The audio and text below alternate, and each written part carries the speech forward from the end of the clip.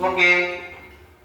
नमस्कार विद्यार्थी मित्रांनो, ब्राईट फ्युचर खरे अकॅडमी मध्ये आपलं मनपूर्वक स्वागत. आजच्या या भागामध्ये आपण वर्णाक्षरे आणि त्यांचे उच्चारस्थान, मुळाक्षरे आणि त्यांचे उच्चारस्थान हे बघणार आहोत. जसं आपण बघतोय की इंग्रजी वर्णमालेमध्ये 26 अक्षरे आहेत, त्यापैकी 5 स्वर आहेत, त्याला आपण ओवेल्स म्हणतो, ए ई आय ओ यू, आणि बाकीचे कॉन्सोनंट आहेत 25.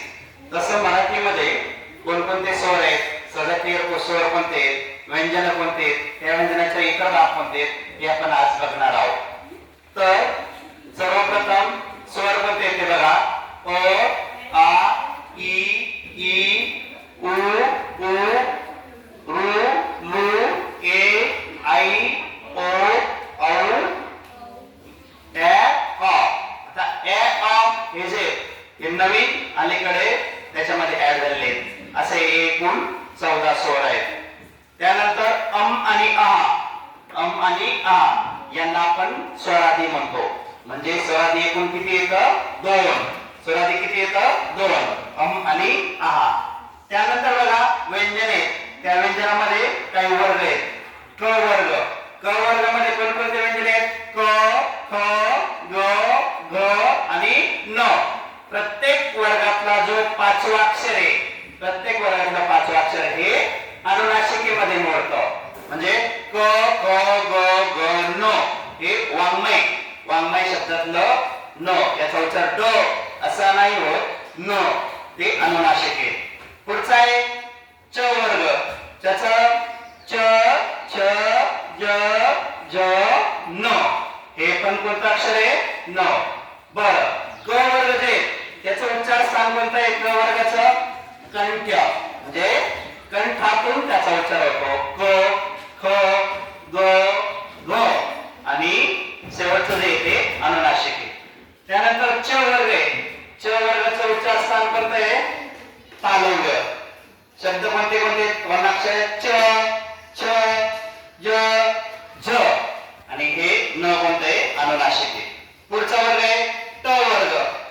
जिभेच्या शेंड्यापासून या वर्णाक्षराचा काय होतो? उच्चार होतो. टो, ठो, डो, ड. त्याला उच्चार स्थान कोणते? या अक्षरांचं मूर्धन्य. म्हणजे ट वर्गाचं उच्चार स्थान कोणतं आहे? मूर्धन्य. आणि यातलं शेवटचं अक्षर जे न हे अनुनासिकेमध्ये मोडतं. त्यानंतर त वर्ग. त, थ, द, द याचं उच्चार स्थान आहे दंत्य. म्हणजे दातांचा वापर करून या शब्दांचा उच्चार स्थान होतो. त, थ, द, द. म्हणून त, थ, द, द या वर्णाक्षराचं उच्चार स्थान आहे दंत्य. आणि यातलं शेवटचे अक्षर आहे न हे अनुनासिकेमध्ये येतं. न, न न हे अनुनासिकेमध्ये. शेवटचा वर्ग आहे प वर्ग. प वर्ग प, फ, ब, भ, म. बघा, ओठांचा वापर करून आपण या शब्दांचा उच्चार करतो. म्हणजे याला उच्चार स्थान कोणतं आहे? ओष्ठ्य. कोणतं उच्चार स्थान आहे? ओष्ठ्य. प, फ, ब, भ याचं उच्चार स्थान कोणतं आहे? ओष्ठ्य. आणि यातलं शेवटचं अक्षर कोणतं आहे? म हे अनुनासिक आहे. जसं मुंबई या शब्दामध्ये म चा वापर होतो. म या अनुनासिकाचा वापर होतो. आंबा या अक्षरात सुद्धा म या अनुनासिकाचा वापर होतो. आता अनुनासिक कोणते? प्रत्येकाने बघा. न, न, न, न, म. आता य, र, ल, व हे जे य, र, ल, व हे अंतस्थ व्यंजने. कोणते व्यंजने आहेत? अंतस्थ व्यंजने. अंतस्थ व्यंजने असा प्रश्न जर तुम्हाला विचारला परीक्षेमध्ये तर य, र, ल, व म्हणजे तुम्हाला काय करतील? खालील गटातील अंतस्थ व्यंजने नसणारा शब्द कोणता? त्यातलं तुम्हाला 3 शब्द देतील, 1 शब्द वेगळा देतील. अशा प्रकारे प्रश्न तुम्हाला विचारू शकतात. त्यानंतर उष्णचा वापर करून उष्ण व्यंजने श, श, स म्हणजे उष्णता बाहेर पडते. या वर्णाक्षराने काय पडते? उष्णता बाहेर. म्हणून याला म्हणतात उष्ण व्यंजने. काय म्हणतात? उष्ण व्यंजने. कोणकोणते उष्ण व्यंजने येतात? श, श, स. ह हा जो वर्णाक्षर आहे ह हा महाप्राण आहे. महाप्राण कोणता असं विचारलं तर कोणता आहे? ह. ळ आणि ञ. अनुनासिके 5, अंतस्थ व्यंजने 4 आहेत, उष्ण व्यंजने 3 आहेत, महाप्राण 1 आहे, स्वतंत्र वर्ण 1 आहे, संयुक्त व्यंजने 2 आहेत. हे आपल्याला सांगता येतील. स्वर 14 आहेत, बरोबर नाही? स्वरादी 2 आहेत, आ. परंतु कन्फ्यूज गोंधळ कुठे उडतो? या क ग ग ग अप टू याच्या भ पर्यंत इथं तुम्हाला काय होतं? गोंधळ होतो. त्याच्यासाठी आपण एक ट्रिक तयार केली बघा. एक ट्रिक आहे त्याच्यासाठी. इथं काय करायचं? के टी एम डी ओ, के टी एम दो. एक लिहायचं के टी एम दो.